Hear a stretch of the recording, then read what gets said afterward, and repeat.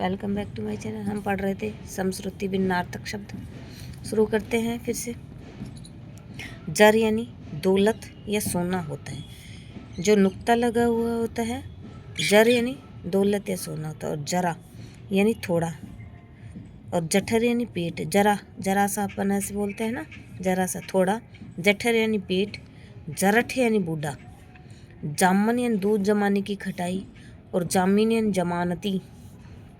जामुन यानी एक फल विशेष होता है। जुआ ए आएगा तो उसमें बैलों के कंधे की लकड़ी होगी।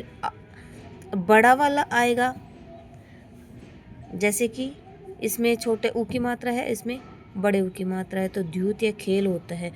और जुआ यानी तरुण या युवा होता है।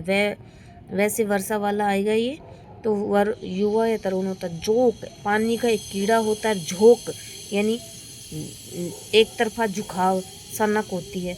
जूठा यानी खाकर छोड़ा हुआ। और जूठा यानी झूठ बोलने वाला। डामर यानी तारकोल होता है। डाबर यानी गड्ढा या गंदा होता है। डांट यानी टेक होती है। और डांट यानी फटकार। ढीठ यानी नज़र होती है। और ढीठ बेशर्म होता है। ढीठ बेशर्म। और ढीठ यानी नज़र। ढलाई यानी ढालने की क्रिया होती है। और ढिलाई यानी शिथिलता होता है। तम यानी अंधकार। तमा यानी रात्रि। तम यानी अंधकार, तमा यानी रात्रि। तरणी यानी सूर्य। और तरणी बड़ी ई की मात्रा आएगी तो नाव। और तरुणी यानी युवती होता है। तम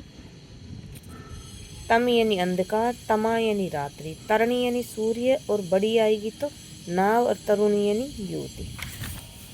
तक्र ये है तर्क है यानी बहस करना। और तक्र यानी छाछ होता है। तक्र यानी छाछ और तर्क यानी बहस। तरंग यानी लहर। तुरग यानी घोड़ा। तप यानी तपस्या। ताप यानी गर्मी। तृण यानी तिनका। त्राण यानी मुक्ति। तलाक यानी विवाह विच्छेद होता है। तड़ाक यानी शीघ्र। और गया जाएगा तो तालाब। तन यानी शरीर। तनु यानी पतला। तनु बड़े ऊ की मात्रा आएगी तो पुत्र, तनु। तनु यानी पतला। तरी यानी नाव। तरी यानी ठंडक।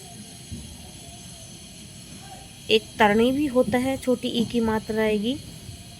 बड़ी ई की मात्रा आएगी तो क्या होता है, नाव। और ये छोटी इसमें तरी यानी नाव। और तरी यानी ठंडक। तुद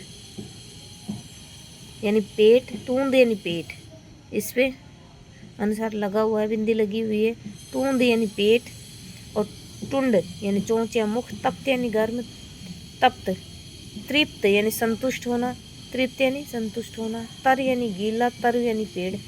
थका यानी क्लांत या शिथिल। और थक्का यानी कतरा या लोंदा। थन यानी पशु के स्तन। और थनी यानी बकरी के गले के स्तन। द्रव तरल पदार्थ होता है। द्रव्य यानी धन या पदार्थ। दास यानी नौकर होता है। दस्यु यानी डाकू होता है। और दशा यानी हालत या अवस्था होती है। दिशा यानी ओर या दिशा होता है। दिन यानी दिवस। दान यानी दम, धर्म या दया के भाव से देना। अनुदान का मतलब आर्थिक सहायता। दीन यानी गरीब। दस यानी संख्या की 10, 10 की संख्या। और दंश यानी डंक। और दंश चुभन, ये दंश तो डंक होता है, और दंश यानी चुभन। दंसन दांत होता है। दसन ये सै वाला आएगा तो दांत, और सैसलेट वाला आएगा तो छह या नाश। दूत यानी संदेशवाहक। द्यूत यानी जुआ। दाह यानी जल जाना। दह गंभीर बड़ी हालत। देह यानी शरीर। दामन यानी साड़ी का छोर। दामन यानी साड़ी का छोर।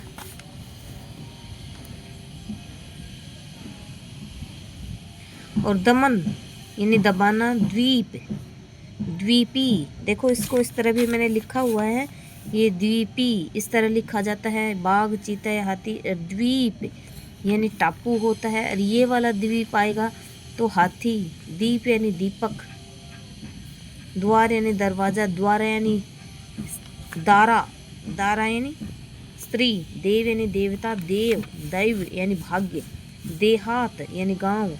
देहांत यानी मरण, दाख यानी सूखा फल होता है, दबदबा, धाक यानी दबदबा, दमन यानी दबाना,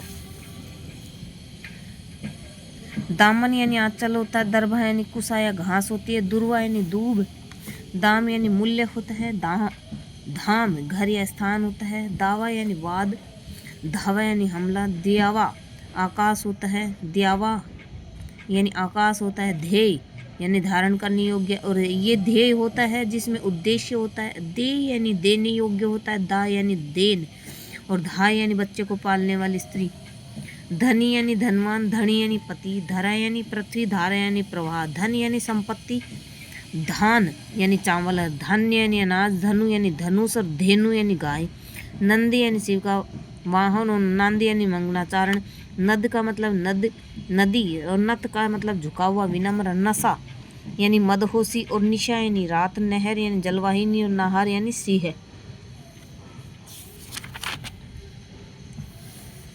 नगर यानी शहर, नागर यानी शहरवासी, नियत यानी निश्चित, नियत यानी भाग्य, नियत यानी मन की इच्छा, नीरज यानी कमल, नीरद यानी बादल, नाई यानी हजामत बनाने वाला, और जिसमें अनुस्वार लगा हुआ है तो नाई यानी तरह या सामान, नकल यानी अनुकरण करना, नकुल यानी नेवला, निशाचर यानी राक्षस, चोर पक्षी, और निशाकर यानी चंद्रमा होता है, निशाचर यानी राक्षस, चोर पक्षी जो रात में चलने वाला निशाचर, और निशाकर मतलब चंद्रमा, निर्वाद यानी निंदा या भ्रांति, अफवाह, निर्वात यानी बिना हवा के, शायद आप लोगों को दिखा नहीं होगा, मैंने मोबाइल सही से नहीं पकड़ा, अब ठीक कर दिया है मैंने। निर्वात यानी बिना हवा के, निर्माण यानी रचना, हवा चल रही है, निर्वाण यानी मोक्ष, निगम यानी वेद या संगठन, निर्गम यानी निकास, निशामुख यानी गोधुली, निशामृग यानी गिद्दड़, नोल यानी नवल या नया, नोला यानी नेवला, नीड़ यानी घोंसला, नीर यानी पानी, निधन यानी मृत्यु, निर्धन यानी गरीब, नम यानी गीला, नमः यानी नमस्कार, नाग यानी सांप,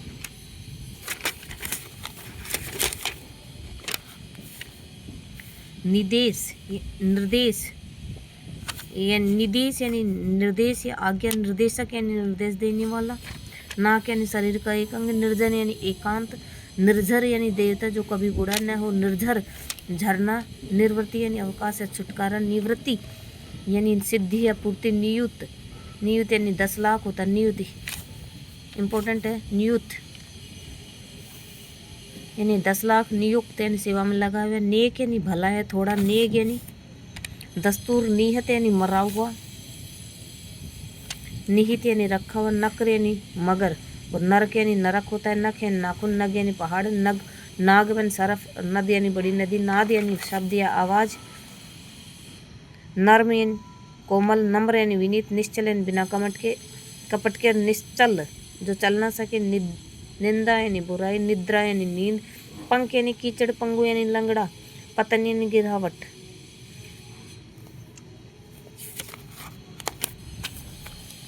अभी तो बचे हुए हैं भाई, बहुत शब्द बचे हुए हैं अभी तो,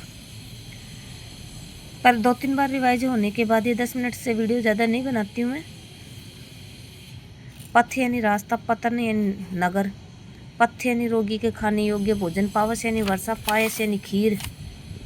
इस वीडियो में इतना ही रहने देते हैं। मैं छत पे हूँ तो हवा तेज़ चल रही है और ये पन्ने उड़ रहे हैं, तो अगर आपको वीडियो अच्छा लगता है तो लाइक से सब्सक्राइब ज़रूर करें, कमेंट करना बिल्कुल भी ना भूलें। इतना कीमती समय इस वीडियो को देखने के लिए, लगाने के लिए थैंक्स।